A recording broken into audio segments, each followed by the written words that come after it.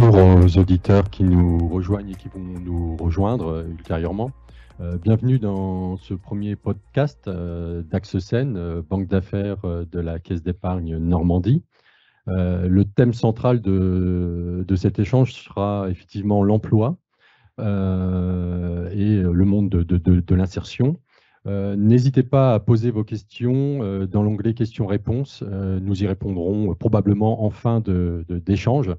En fonction effectivement des questions. On pourra éventuellement réagir en cours de podcast, mais c'est pas forcément assuré.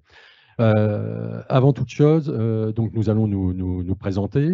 Bonjour, monsieur Auger. Bonjour. Je vais commencer par me présenter, comme ça ira, ce sera fait. Donc Christophe Zimzak, banquier conseil ESS et Impact au sein de la banque d'affaires AxeSen de la Caisse d'épargne Normandie.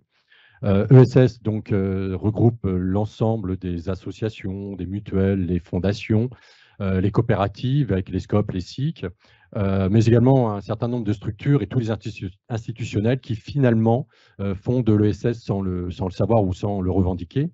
Et puis l'impact qu'on peut définir comme une économie utile au développement économique de la région, utile à la transition environnementale et utile aux avancées sociales. Donc voilà, en ce qui me concerne, Monsieur Auger, je vais vous laisser vous présenter. Merci. Merci de m'accueillir et de me faire participer à ce podcast. Donc moi, je suis Laurent Auger, je suis directeur général du groupe Cursus. Le groupe Cursus, c'est un regroupement d'entités associatives qui a pour métier l'insertion sociale et professionnelle de personnes durablement exclues du marché de l'emploi, mais on aura l'occasion d'en discuter. La finalité chez nous, c'est de les mettre au travail, de les accompagner, de faire la levée des freins sociaux et professionnels en vue, en fait, de leur proposer des solutions d'accès à l'emploi durable et à la qualification. Donc, Cursus, aujourd'hui, c'est plusieurs entités. Je ne vais pas les citer, mais j'ai plutôt cité les secteurs d'activité dans lesquels on intervient. Donc, maçonnerie, gros œuvre, second œuvre, la maçonnerie du bâti ancien, l'environnement, les espaces verts, le maraîchage, la menuiserie, la charpente marine. Et puis, le groupe a aussi un organisme de formation en interne qui nous permet de travailler sur les remises à niveau en savoir de base, mais aussi de travailler sur tout ce qui est maîtrise du français. Tout ça, ça vise vraiment à préparer les salariés au mieux, à passer des entretiens, à faire des démarches, etc. On vise l'insertion durable. Et puis, on a aussi un groupement d'employeurs. Donc, très rapidement, le groupe, c'est 260 salariés, 45 salariés dits permanents, puisqu'on est sur les fonctions traditionnelles, et puis donc 215 salariés en parcours, en transition professionnelle par mois. À l'année, on a environ 380-400 personnes qui passent dans nos actions. D'accord, merci. Un vrai poids économique, de fait. Donc la question à laquelle nous allons essayer de répondre durant cet échange est la structure d'insertion, passerelle de recrutement et partenaire de l'emploi pour les entreprises classiques. Dites classique, n'y voyez rien derrière ce terme, c'est juste pour essayer de bien trancher les mots. Avant toute chose, il va falloir redéfinir quelques termes. Lorsqu'on parle d'insertion, on parle bien d'insertion par l'économie, et avec cette notion d'économie qui est vraiment centrale, on n'est pas dans l'occupationnel, donc ça c'est important.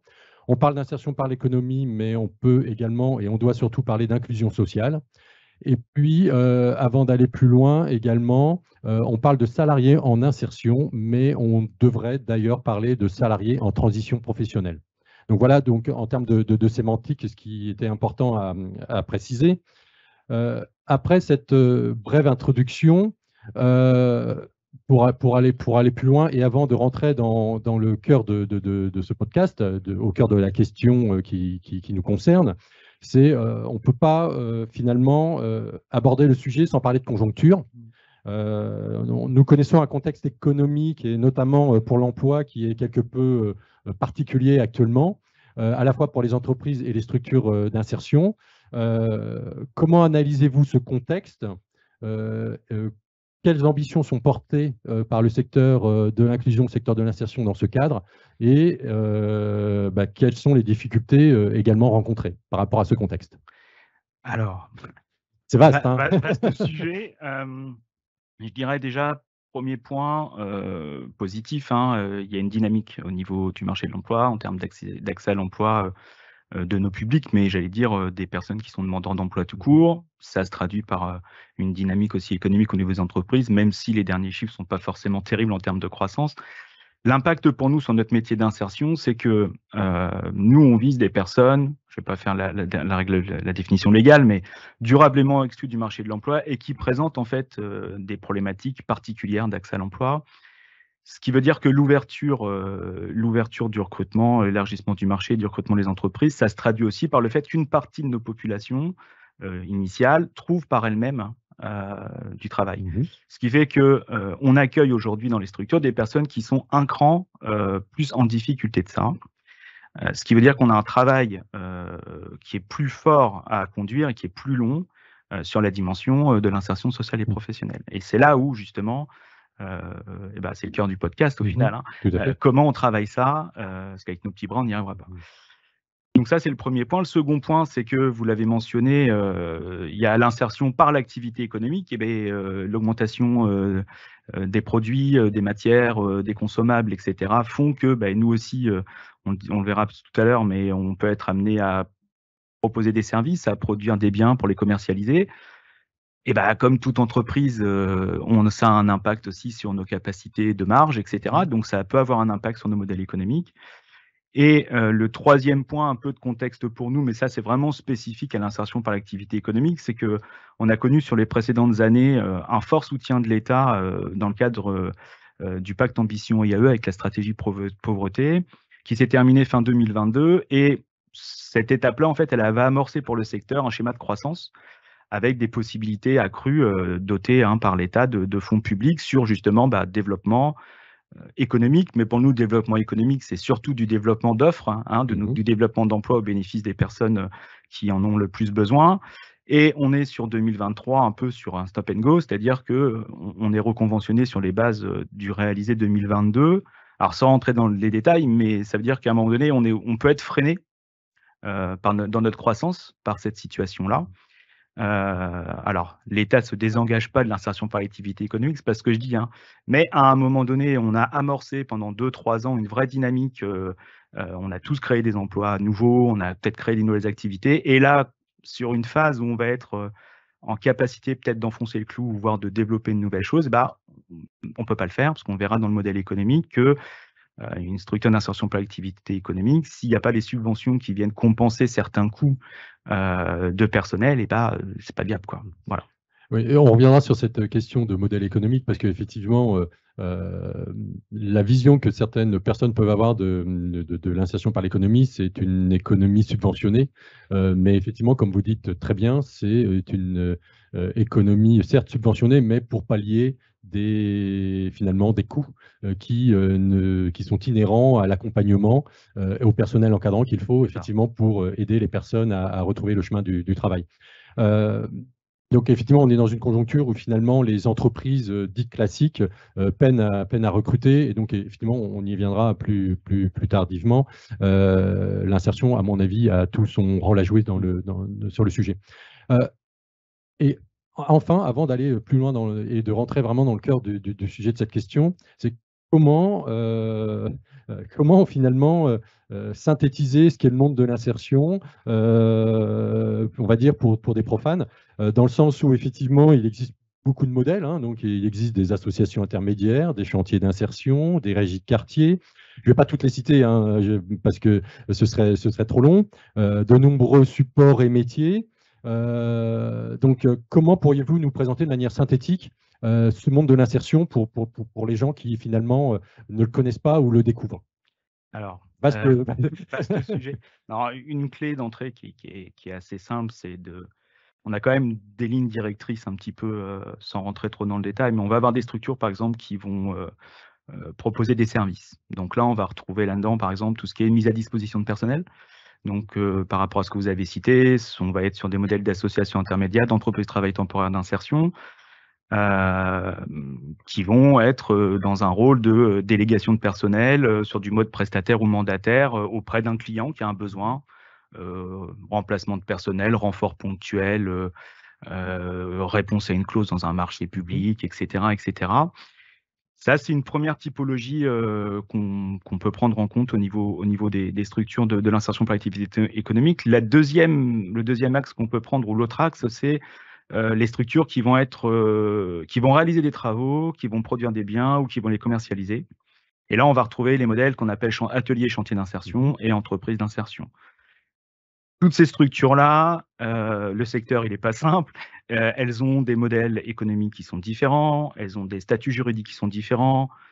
On va dire un chantier d'insertion, c'est plus traditionnellement sous forme associative, mais on peut avoir des entreprises d'insertion qui soient aussi sous forme associative. On va avoir des structures qui vont être assujetties aux impôts commerciaux d'autre part. En fait, la nature de l'activité, en dehors du cœur de métier, mais la nature de l'activité génératrice de produits, elle va nous influencer ou pas sur le fait d'être assujetti ou pas et va nous cadrer par rapport à ça. Le point commun à tout ça, c'est quand même que toutes les structures ont le même objet ou la même finalité, hein, l'insertion sociale et professionnelle de personnes durablement exclues.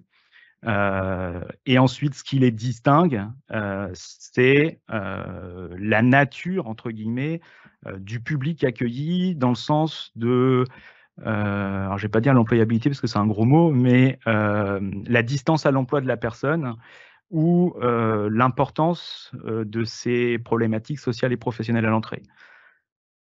Traditionnellement, un chantier d'insertion, c'est construit pour être la première marche d'accès à l'emploi d'une personne. Finalement, Voilà, pour c'est reprendre ça, exactement. votre On n'a pas choisi ça par hasard. Et voilà, par exemple, le chantier d'insertion, c'est la structure qui est le plus dotée en moyens humains d'encadrement, d'accompagnement, la nature des activités portées, le volume d'encadrement, le rythme de travail sont faits pour amener les personnes les plus éloignées à prendre une activité professionnelle chez nous, parce que vous l'avez dit tout à l'heure, mais toutes les personnes sont salariées dans l'IAE, on n'est pas du tout sur une démarche occupationnelle. Et j'allais dire, on compense en chantier une moindre productivité, mais ça c'est un gros mot aussi, par le nombre en fait de salariés qu'on a dans nos équipes. Une entreprise d'insertion, c'est une autre marche, on est vraiment dans une réalité de fonctionnement pas très proche d'une entreprise, hein, ça porte bien son nom. Proche effectivement du passage vers l'entreprise classique. Les ratios ne sont pas les mêmes. Je ne dis pas que le public accueilli en EI est forcément moins simple que le public accueilli en chantier, hein, mais on va quand même attendre en phase de recrutement quelqu'un qui va être en capacité de conduire une tâche. Je donne un exemple. Chez Cursus, j'ai l'habitude de dire à des salariés que je recrute ou que je recrutais, ce que je ne fais plus maintenant, mais c'est pas grave si vous ne savez pas ce que c'est qu'une truelle. Nous, ce qui compte, c'est que vous ayez envie de bosser, que vous ayez envie d'avancer et que surtout vous vouliez trouver un autre boulot que chez nous. Voilà. Une entreprise d'insertion, elle va avoir du mal, même si elle est très performante, à un moment donné, il y a un attendu un peu différent. Voilà. Bon, je caricature un peu, mais en gros, cette démarche-là. Ouais. Non, simplement, ça me fait rebondir sur le terme transition professionnelle. Effectivement, les gens viennent chez vous un certain temps et effectivement, lorsque l'objet social, on va dire, est rempli, elles doivent effectivement voler de leurs propres ailes vers des entreprises ou des formations autres. Ouais, tout le paradoxe en fait du secteur, c'est qu'en fait, là, une entreprise, au sens large, va fidéliser ses salariés qui sont les plus dans le projet, les plus meneurs, les plus productifs, les plus tout ce qu'on veut. Et ben nous, ces salariés-là, ils ont vocation à partir parce qu'en fait, on les a amenés à être opérationnels entre guillemets pour aller travailler dans les entreprises. Et c'est tout le jeu, ce qui fait que, on parlera du modèle économique après, mais moi, mes encadrants techniques qu'on peut assimiler à des chefs d'équipe, si vous voulez, ils sont jamais sur un statu quo de compétences disponibles. Voilà. Oui, il faut un vrai. Qu'il y a sans arrêt à s'adapter. Voilà. Donc ça, c'est un point qui est important. Ensuite, ce qui caractérise tout le monde dans le secteur, c'est que c'est mis en place à différents niveaux, mais on passe quand même par des triptyques, mise au travail, accompagnement, formation en situation de travail ou formation en dehors, puisqu'on active des fonds de financement là-dessus, avec une finalité qui est l'emploi durable ou l'accès à la qualif pour le plus grand nombre des personnes qu'on a chez nous. Finalement, ce que vous venez de dire résume très bien finalement la question du modèle économique, parce que beaucoup de personnes peuvent se demander pourquoi il y a tant de subventions, parfois, et quand je dis tant, je mets entre guillemets, ce n'est pas du tout mon sentiment, mais effectivement, donc on en revient au modèle économique, puisqu'il y a des subventions, c'est pour pallier, comme vous disiez, à la moindre finalement efficacité entre guillemets des salariés, puisqu'ils sont là pour apprendre déjà, mais également parce qu'il y a tout un accompagnement social qui est fait à leur rencontre. Oui. Alors, c'est vrai qu'on est sur des modèles, bon, on a l'habitude de dire hybrides. Alors ensuite, ce qui est compliqué dans le secteur, si on voulait avoir une lecture, c'est que chaque structure peut aussi avoir un modèle économique différent, hein. Ça tient à beaucoup d'éléments, mais comme les entreprises, hein. Donc, ce qu'il faut voir dans l'intervention de l'État, déjà, nous, on est sur des activités réglementées, c'est-à-dire qu'on ne fait pas de l'insertion par activité économique comme ça, ce n'est pas un truc qu'on décide, hein. Il y a un agrément à obtenir de l'État, et l'agrément, il dit, hein, on peut assimiler ça à un cahier des charges, si vous voulez, avec un attendu en termes de projet, en termes de moyens humains, en termes de formation et en termes de développement local, puisque, bon, je ne l'ai pas dit, mais je ne vais pas essayer de ne pas me disperser, mais ce qui fait corps aussi dans l'IAE, c'est qu'à l'origine de la création, et même dans le fonctionnement, on est sur un ancrage territorial qui est fort. C'est-à-dire qu'on ne peut pas concevoir une action d'insertion par l'activité économique sans prendre en compte un besoin de territoire, sans que l'action bénéficie à des personnes du dit territoire et sans que l'action rayonne sur son territoire. Donc, on essaye d'être dans un cercle, et on y est, hein, dans un cercle un peu vertueux, de dire, voilà, quand on crée une action, c'est parce qu'il y a un besoin sur le territoire, il y a une capacité de développement économique minimale pour en assurer sa pérennité, il y a forcément des fonds publics, parce que sinon ça ne marche pas, et surtout, sur le territoire, il y a des besoins des personnes, hein, qui sont en demande d'emploi, etc. Et il faut aussi qu'il y ait sur le territoire des capacités de déboucher pour nos salariés.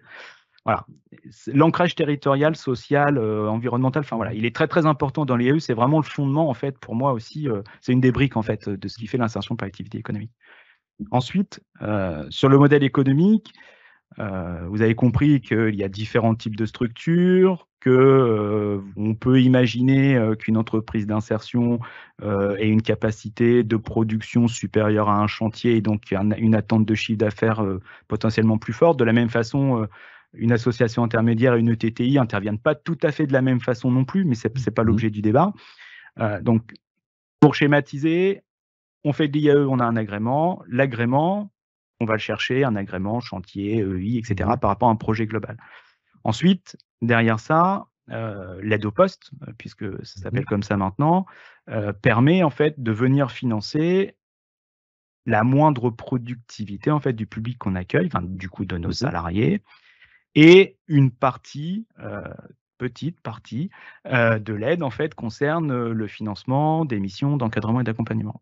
Voilà. Donc on construit des modèles comme ça, et la loi fait aussi que selon les modèles, on peut être aussi cadré en termes de volume de chiffre d'affaires maximal à pouvoir générer. Donc pour les chantiers d'insertion, c'est 30% maximum de prestations vendues. Mais pour ça, il faudrait qu'on ait 70% de subventions pour être à 100%, parce qu'on ne perd pas d'argent quand même, ce n'est pas l'objectif, hein.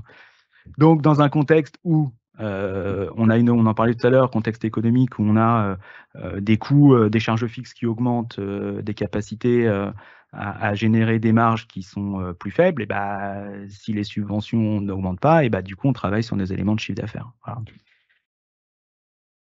Pour vous donner un ordre d'idée, sur un chantier d'insertion, alors là, je fais la maquette type, hein, en gros, c'est 65% de dépenses de personnel, 20-25% de dépenses liées aux matériaux, produits qu'on peut acheter, qu'on va refacturer, et puis le reste, en fait, c'est de la charge fixe, du fonctionnement. Et la partie recette, si on fait l'idéal, c'est 30-70. Dans la réalité, c'est plutôt 30-65 et puis de subventions. Et 5% qu'on a en remboursement de formation qu'on peut mobiliser, etc., etc. Voilà. Peut-être juste pour conclure Oui. ce point et avancer effectivement vers le cœur du sujet. Donc, quelques chiffres, mais sans apprendre effectivement comme ils viennent. Selon les stats, en 2021, la Normandie, c'était 225, pas structure, mais établissement, on va dire, où au niveau de l'insertion, c'était entre 5 000 et 5 500 ETP en insertion. Et puis, sans compter effectivement les personnes salariées permanents qui effectivement permettent à ces structures d'évoluer et de permettre aux personnes de se réinsérer, de trouver du travail et d'être en transition professionnelle. Avant de passer à la question passerelle, j'aimerais qu'on juste apporter Petite précision, dans le monde de l'inclusion, nous y mettons bien entendu les entreprises adaptées, les ESAT, qui permettent aux personnes en situation de handicap de s'épanouir, de s'insérer dans la société. Je pense que c'était important de le préciser. Il existe bien d'autres structures d'insertion, mais ce serait très long de les énumérer. Donc, pour répondre à la question passerelle de recrutement et partenaire de l'emploi des entreprises dites classiques, Monsieur Auger, d'où vient-on et où en sommes-nous sur cette notion de passerelle? Alors, on Question vient, vaste. oui, non. On vient d'un secteur, nous ça fait 25 ans que les structures existent, donc on n'est pas des vieux de la vieille, mais en gros le secteur il a commencé à se structurer dans les années 80 par ce qu'on a appelé les CAVA, c'est les centres d'adaptation à la vie active. Et là on était sur une dimension suite aux crises, aux chocs, etc., une approche plutôt sociale des choses. Et alors, ça veut dire que la dimension emploi, c'était pas la priorité, quoi. La priorité, c'était de prendre des personnes qui étaient en situation d'exclusion, de leur redonner un cadre, de leur redonner confiance, de les faire avancer. Plutôt sur la dimension sociale, la dimension professionnelle, elle était. Oui, on est très loin de ce qu'on est aujourd'hui. Voilà. Ensuite, malheureusement, les choses font que les crises, ça s'arrête pas comme ça et puis ça perdure. Donc du coup, il y a eu émergence en fait d'actions. Je disais tout à l'heure en local. Nous, Cursus, par exemple, ça s'est créé 3 personnes qui étaient élues à l'époque. Ah bah tiens, il y a quand même beaucoup de personnes sur le carreau. Je le fais vite. Qu'est-ce qu'on peut faire, quoi? Bon, voilà, on crée une association. Par les compagnons du patrimoine à l'époque, le jeu des réseaux et puis des contacts entre guillemets avec les collectivités font que les collectivités sont capables d'apporter un petit peu d'activité en phase de démarrage et puis voilà, et on est parti à créer un chantier, etc., etc. Et on était à l'époque logé dans un appartement de 20 mètres carrés et aujourd'hui on est dans un siège social qui fait 1000 mètres carrés. Vous voyez, enfin, donc à cette époque-là, on était vraiment, moi quand je suis arrivé dans le secteur, je suis arrivé en 2008, on était déjà en phase un petit peu de transition par rapport à ça. On était toujours sur un projet social très construit, l'insertion professionnelle était présente, les financeurs attendent des résultats, ils les attendent toujours aujourd'hui, mais de manière plus forte. Mais on était attentif aussi, en regard externe notamment des financeurs, sur l'évolution, la situation sociale de la personne, la formation, l'emploi était présent, mais c'était pas prégnant, quoi. Le secteur s'est fortement développé. Il a été réglementé à un moment donné par la loi de cohésion sociale en 2005. Et là, l'État pose dans la loi ce que c'est qu'un chantier, une AI, etc., etc. Et en découle quelques années plus tard ce schéma de financement de l'aide au poste et une donnée qui est quand même importante, les fameux dialogues de gestion. Et premier dialogue de gestion qu'on a fait, voilà, vous faites un travail social formidable, etc. Mais par contre, nous, ce qu'on attend de vous, ça c'est l'État qui est dans sa posture, nous, ce qu'on attend de vous, c'est l'emploi. Alors, je dis, bah oui, d'accord, mais bon. Je dis, c'est pas illogique. Et donc, on se prend une claque, mais en même temps, une claque qui est génératrice. En fait, voilà, ça nous a permis de nous rebooster, etc. Alors, je parle pour nous, parce qu'à l'époque, on avait un peu de mal à entendre ça, quoi. Mais en même temps, c'est logique, quelque part. Bon. Du coup, on arrive sur un schéma où on a des conventionnements avec des objectifs emploi d'affichés, négociés avec l'État, etc. En contrepartie de ça, on a l'inscription en fait des crédits liés à l'insertion dans la loi de finances. Donc, il y a une visibilité d'apporter au secteur en contrepartie en fait d'une attente d'objectifs, etc., etc. Et aussi de qu'est-ce qu'on déploie comme moyen pour y arriver, quoi. Donc, ça a été un peu, entre guillemets, violent, mais c'est pas le bon terme, mais pour nous. Mais en même temps, ça nous a quand même permis de dépoussiérer ce qu'on pouvait faire depuis des années et d'évoluer en se disant, bah ouais, au final, ouais, voilà, c'est un des points, c'est ça. Effectivement, c'est quand même satisfaisant d'amener les personnes le plus loin possible par rapport à ça. La difficulté, c'est d'arriver à mesurer cette question du retour à l'emploi, à l'échéance d'un contrat de travail chez nous. Aujourd'hui, on est à peu près à 50%, nous, dans le groupe, en moyenne, de retour à l'emploi ou d'accès à la qualif. La question, c'est qu'on sait bien que les personnes n'ont pas forcément immédiatement la solution à la sortie. Or, c'est ce qu'on compte. Est-ce que 3 mois, 6 mois après, s'ils retrouvent du boulot, on a un impact positif ou pas là-dessus? Voilà. Donc, on arrive en fait sur un schéma où on est vraiment sur une dimension plutôt humaniste. Alors, on l'a toujours, parce qu'on est socialement, on a des vraies valeurs, c'est pas le souci, mais à un schéma où on intègre complètement ça dans notre fonctionnement. On structure aussi des fonctions. Par exemple, chez Cursus, on a créé un poste de chargé de relations entreprises. On structure des missions, structure des fonctions, structure un projet. Et quand on recrute les personnes, on leur dit « Ouais, OK, chez nous, ça ne dure pas. » C'est le principe de l'insertion. Le truc, c'est qu'on attend de vous qu'il y ait une évolution positive, vous fassiez des démarches, on vous accompagne, on vous charge rien.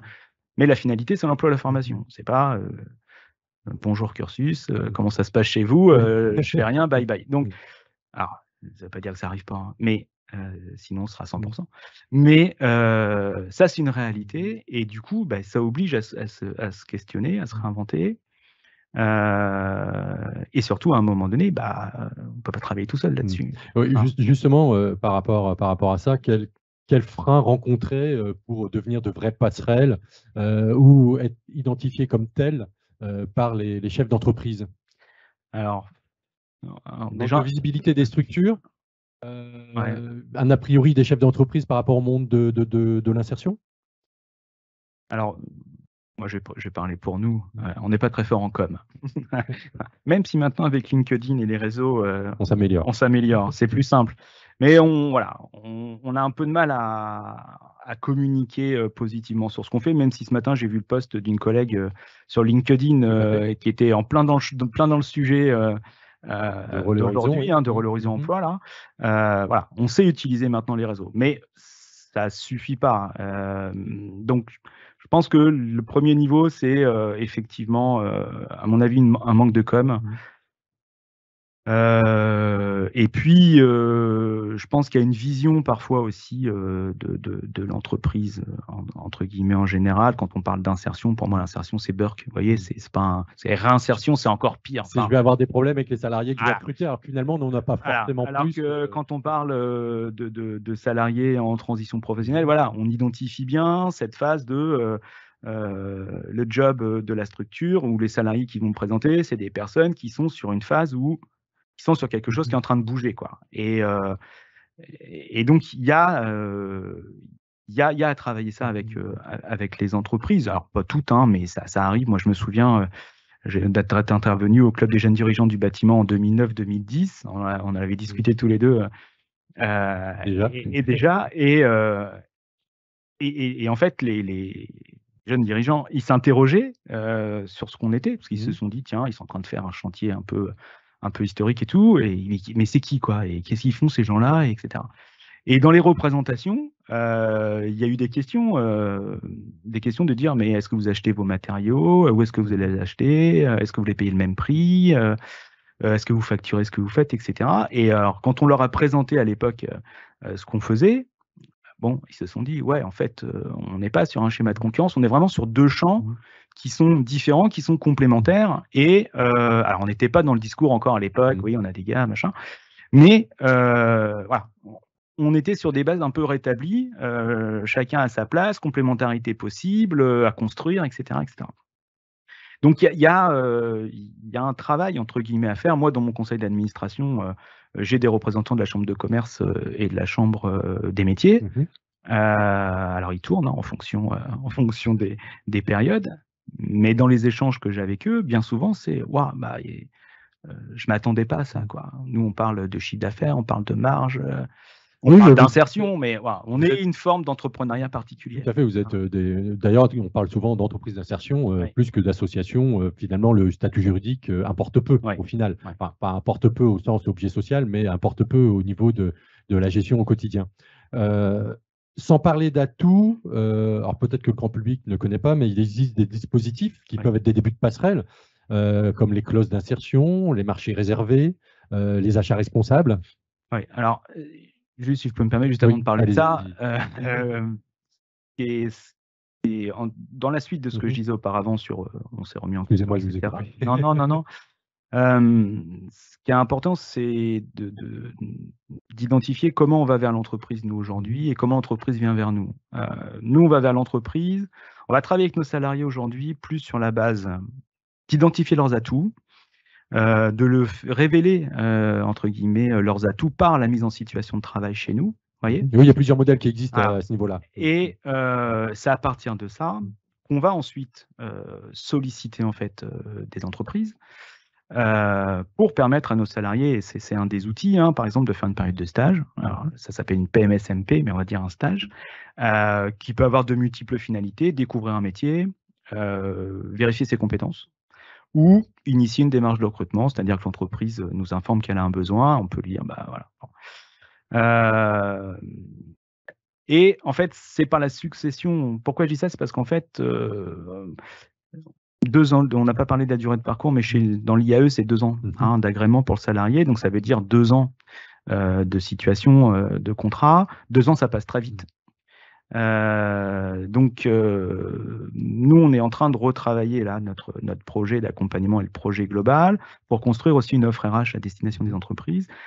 Ça impacte le métier de l'accompagnateur, mais pas que, aussi de l'encadrant et de différentes fonctions dans la structure, parce que on va plus avoir une approche traditionnelle de lever des freins sociaux et puis après on va s'intéresser à l'emploi. C'est de dire la personne elle est comme elle est, elle a forcément des atouts.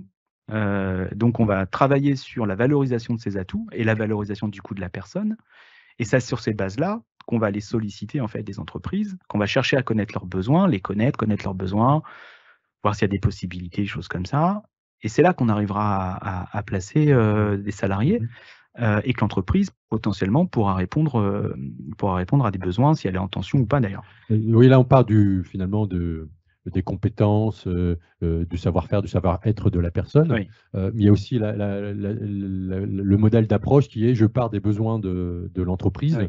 Et je vois au sein de mon équipe si effectivement j'ai matière à répondre au chef d'entreprise qui est en phase de recrutement. Ouais. Alors, ce qui est important quand même, ce que j'ai pas Tu précisé. l'as dit, les deux modèles se rejoignent. Ouais. Ce que j'ai pas précisé tout à l'heure, mais qui est un peu indu, mais pour nous, C'est bien de préciser. pour nous, c'est évident, c'est que c'est pas parce qu'on fait de la maçonnerie, du gros œuvre, du second œuvre, Il y a les de liens sur le l'espace support. vert, de l'environnement, etc., que pour autant, toutes les personnes qu'on a qui sont chez nous en contrat ont pour vocation d'être maçon, agent d'entretien, menuisier, etc. Non, quand je dis on parle de leur... Alors, le fait de travailler sur ces supports-là, ça peut créer de la vocation. Une dynamique. Une dynamique. Après, quand je parle d'atouts, on est au-delà de ça. C'est-à-dire qu'on est sur la reprise en fait d'un historique, d'un passé pro, quel qu'il soit d'ailleurs. Et on va aller identifier avec le salarié, on ne le fait pas pour lui, on le fait avec lui, ce qu'aujourd'hui il peut mettre en avant. Et c'est sur cette base-là qu'on va travailler. Oui, schématiquement, ce n'est pas parce que vous êtes sur un support BTP que la personne va trouver un emploi ou chercher un emploi dans le BTP. Exactement. Alors, ce qui est très marrant par rapport à ça, c'est que selon les territoires, parce qu'on intervient dans l'Eure et en Seine-Maritime, selon les territoires, et selon la nature de l'activité qu'on porte, on va avoir des personnes qui vont plus ou moins se destiner quand même dans les supports dans lesquels on est. Seine-Maritime, on a beaucoup plus de personnes qui se destinent entre guillemets au métier du bâtiment que dans l'Eure. Pourtant, on est dans le bâtiment, mais la manière de conduire les actions, les supports ne sont pas les mêmes. La professionnalisation des salariés, à un moment donné, n'est pas tout à fait la même. Et donc, voilà, ça crée un peu plus de vocation. Mais aujourd'hui, on a des entreprises qui nous sollicitent sans savoir si on est en capacité, par exemple, de satisfaire le besoin. Moi, le premier, j'en sais rien. Les accompagnateurs le savent mieux que moi, les salariés encore mieux. Bon. Donc, l'idée, c'est comment on se fait connaître de ça, comment on fait aussi connaître à l'entreprise voilà, comment on peut fonctionner. Et puis, un autre point qui est important, parce qu'en fait, on se rend compte, nous, dans la pratique, que les entreprises, elles sont quand même ouvertes. La porte, elle est assez facilement ouverte. Dès l'instant où on a un peu le temps, voilà, que ça correspond pas, voilà, ça correspond à une préoccupation, on arrive quand même assez facilement à avoir un contact qui va bien, voire un créneau pour un rendez-vous, etc. Et 15-20 minutes, ça suffit quand même pour poser un certain nombre de choses. Cette étape-là d'interconnaissance, elle est hyper importante parce qu'en fait, nous, nos salariés, on va pas on peut pas dire à l'entreprise qu'on va pouvoir leur fournir des maçons OHQ.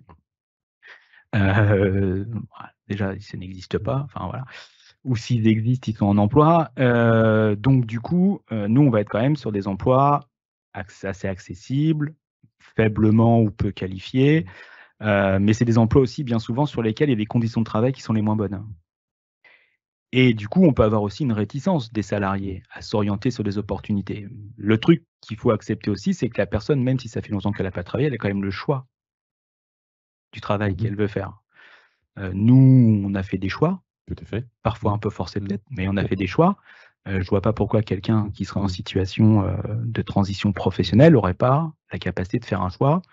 Voilà, et donc pourquoi cette, schéma d'interconnaissance, il est important avec l'entreprise? Parce que plus nous, on va pouvoir en amont, travailler avec le chef d'entreprise sur la connaissance de ce qu'il fait, la nature des métiers, l'environnement de travail, éventuellement, l'existence, j'ai n'importe quoi, hein, mais pas n'importe quoi, d'un CE, d'une cantine, d'un restaurant, d'un machin, j'en sais rien.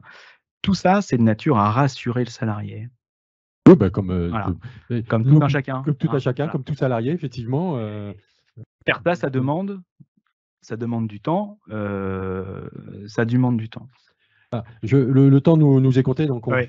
on va essayer d'avancer. Moi, je note un intérêt pour les entreprises dites classiques, pour les entreprises au sens large, l'intérêt de cette passerelle entre le monde de l'insertion et le monde de l'entreprise classique, c'est aussi tout ce qui est dimension RSE, responsabilité Ouais. sociale de l'entreprise, parce qu'on parle beaucoup de responsabilité environnementale. Heureusement, c'est légitime, mais on peut aussi parler de responsabilité sociale, sociétale des entreprises. Et je vois et j'entends beaucoup de salariés maintenant s'intéresser aux entreprises en fonction de ce qu'elles font pour la planète, mais aussi ce qu'elles font en termes d'inclusion sociale. Donc finalement, se diriger vers des structures d'insertion pour l'inclusion sociale de leurs salariés peut servir également la RSE des entreprises. Oui, alors, là-dessus, j'ai éludé un peu la question, mais aujourd'hui, nous, dans la pratique, alors je ne vais pas dire que c'est fonction courante, mais l'IAE peut être fournisseur de produits. Il peut y avoir une logique d'achat responsable par l'entreprise. On peut aussi être un appui dans le cadre de réponse à la commande publique, notamment sur la question des clauses d'insertion. Vous avez éludé pour mieux y revenir, C'est ça, finalement. tout à fait, c'est malin. Et non, mais aujourd'hui, ce sont des choses, les collectivités, de toute façon, quasi systématiquement maintenant, alors en fonction de la nature des marchés, mais dans le cadre des marchés publics, bien souvent maintenant, il y a de la clause. Tout à fait. Alors les entreprises qui ont l'habitude de répondre à des marchés, voilà, c'est structuré, elles ont un appui, c'est très bien fait. Il y a des opérateurs identifiés au niveau insertion par activité économique. Donc, il y a effectivement déjà par ce biais-là, la capacité d'avoir des relations où voilà, on se connaît par l'aspect entre guillemets «business» quoi. Mmh. Mais C'est une porte d'entrée, mais ouais. c'est une porte d'entrée. Et l'autre chose, parce que quand on parle d'entreprise, bon, on élude un peu les collectivités, mais si on reprend, si on élargit, on prend les collectivités, une collectivité, a tout à fait la possibilité de passer un marché réservé, par exemple. Donc, elle va réserver un marché en fait à une certaine catégorie, d'opérateurs, dont les opérateurs d'inclusion. Alors là, on est au sens large, hein, c'est l'insertion par activité économique. Comme vous l'avez dit tout à l'heure, on rajoute à ça le monde du handicap, hein, et puis on est sur une globalité d'acteurs possibles. Et là, c'est la commande publique, en fait, qui va aller favoriser son achat socialement responsable sur une cible particulière. Donc ça se développe un petit peu aussi. Ça a été facilité par une évolution du code des marchés publics, ce qui permet de développer les choses. On a une belle opération à venir là avec EPAM, qui est la structure qui fait de l'espace vert, l'environnement pour la ville de Darnétal, dans le cadre d'un marché, d'un lot sur un marché réservé. Donc ça fonctionne. Maintenant, il reste plus qu'à faire le marché dans les règles de l'art. Finalement, ça permet aussi aux entreprises et le monde de l'insertion de se comprendre, de se connaître, De de se se croiser, comprendre, de se croiser, de travailler et ensemble. effectivement de travailler ensemble et pourquoi pas effectivement au final au bénéfice des salariés en transition professionnelle. Nous allons, on aurait tellement de choses à D'accord. dire que on pourrait tenir l'antenne pendant très très très longtemps.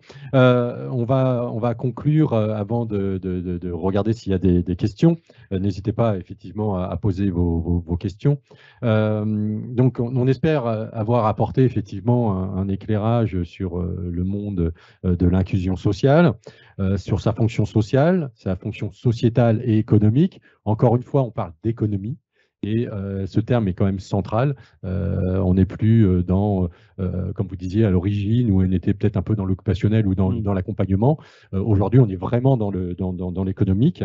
Et moi, je suis certain qu'effectivement, les deux mondes ont ont tout intérêt à se côtoyer et à évoluer ensemble au bénéfice effectivement de l'emploi au final parfois des personnes qui ont traversé des difficultés dans leur vie, comme tout à chacun.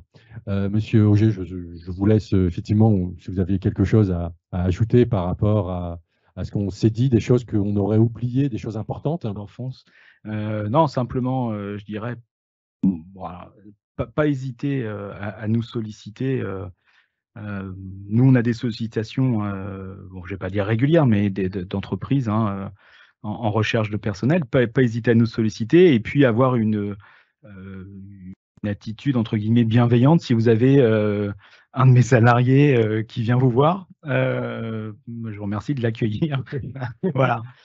Sachant que bon, de toute façon, on travaille sur de l'humain, ça il faut se le dire aussi, et que je ne suis pas persuadé aujourd'hui qu'il y ait plus de difficultés à prendre en compte ou à intégrer un salarié issu de l'IAE en stage, sachant que nous, on va l'accompagner, on va briefer avec l'entreprise, on va faire des bilans à différents niveaux, etc., plutôt qu'une personne qu'on ne connaît pas. Finalement, c'est un point important. Voilà. Effectivement, il y a cet accompagnement Voilà. post-mise en situation. Exactement. Voilà, qu'on n'a pas forcément avec un salarié qu'on va embaucher de manière un peu classique. Donc, ce que je veux dire par là, c'est qu'il faut casser l'image de je vais avoir des problèmes, davantage de problèmes avec une personne qui vient de ce secteur de l'insertion, puisque déjà, pour certaines, elles ont vécu un cursus de 2 ans avant d'arriver effectivement. Parfois, c'est plus court. Donc, je n'aurai pas plus de soucis avec une personne qui est sortie du cursus de l'insertion qu'une personne envoyée par Pôle emploi, par exemple. Oui, et puis après. Chacun sa place, bien entendu. Oui, c'est ça. Ouais. Et puis, la logique, c'est pas d'être en concurrence avec le service public de l'emploi, c'est pas ça. C'est que à un moment donné, l'objectif pour tout le monde, c'est que ça fonctionne. Voilà. Ça peut répondre à un besoin de recrutement de l'entreprise, ça peut permettre aussi à l'entreprise de faire connaître son secteur d'activité. Là, on organise au mois d'octobre un petit déjeuner avec deux entreprises du bâtiment qui sont sur des secteurs d'activité différents. On les a sollicités en fait pour que les chefs d'entreprise viennent expliquer leur métier, leur secteur d'activité, les différents métiers possibles, etc., etc. Et en face, on va avoir quelques salariés, entre guillemets, pas triés sur le volet, mais qui sont vraiment dans cette dynamique-là d'aller sur ces secteurs d'activité-là, mais qui ont besoin d'affiner un peu la vision qu'ils ont. Je laissais le lien avec les fameux atouts. Est-ce que c'est accessible facilement? Est-ce qu'il faut que je me forme avant, etc. Je pense qu'un chef d'entreprise qui est professionnel de son secteur, c'est quand même le mieux placé pour exprimer une réalité, quoi. Voilà. Tout à fait. Donc, on est sur des outils de cohésion sociale, de cohésion économique. L'inclusion. Et l'inclusion. C'est ça. Voilà. Donc, je remercie effectivement tous les auditeurs qui nous ont suivis. Vous allez recevoir un lien effectivement pour pouvoir revisionner cet échange. Et cet échange sera disponible en replay sur YouTube. A priori, il n'y avait pas de questions. Donc, je vais vous dire au revoir. Je vais remercier Monsieur Auger d'avoir accepté de passer ce premier échange avec moi. Peut-être qu'on aura l'occasion de se recroiser sur ce plateau, si je puis dire. Merci. Merci à vous. Merci, au revoir.